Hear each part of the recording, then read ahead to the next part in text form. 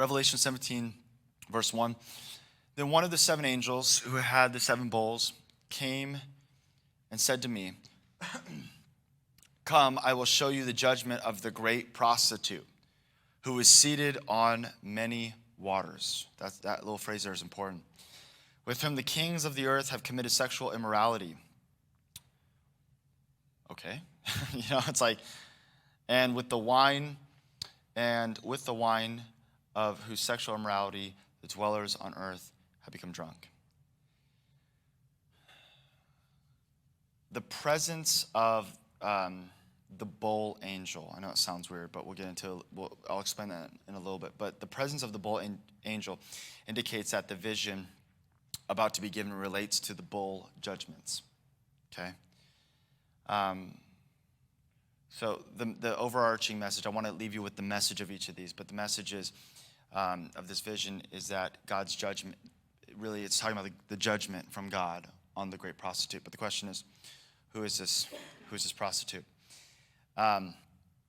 This indicates that the vision, this is relative to the 6th and 7th bowl judgments.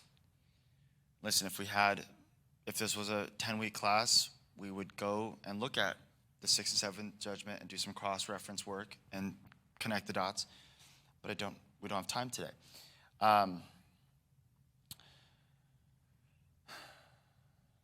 Okay. The angel speaks to John in words taken from God's judgment on historical Babylon, actual Babylon, in Jeremiah chapter 51, verse 13, where it says, "O you who dwell by many waters, rich in treasures, your end has come."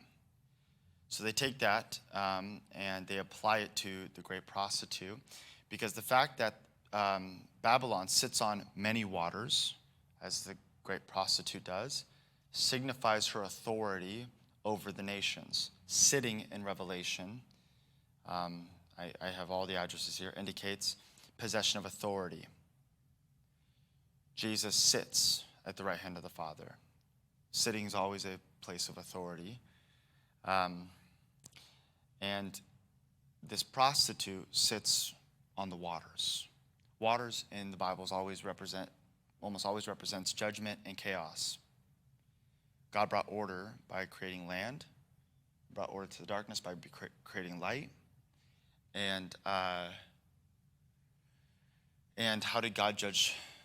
How did God judge in the days of Noah? Water.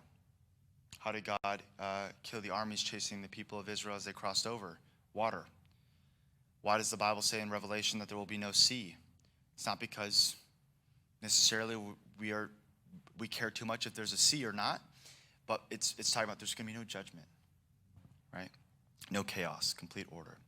The reason the sea and the ocean is seen as chaotic is because you can plant and sow and toil on land. You can't control anything that the waters do. It was inhabitable living space. We have way more technology and boats and all that stuff now, but think about then.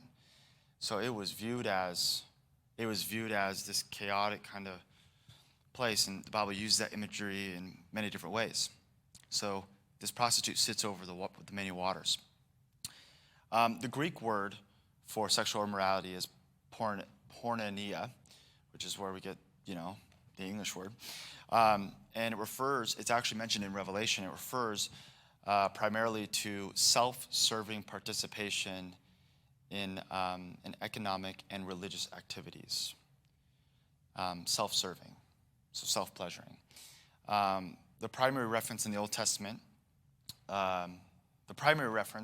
is the Old Testament thought of people breaking their marriage covenant with God and pursuing other gods.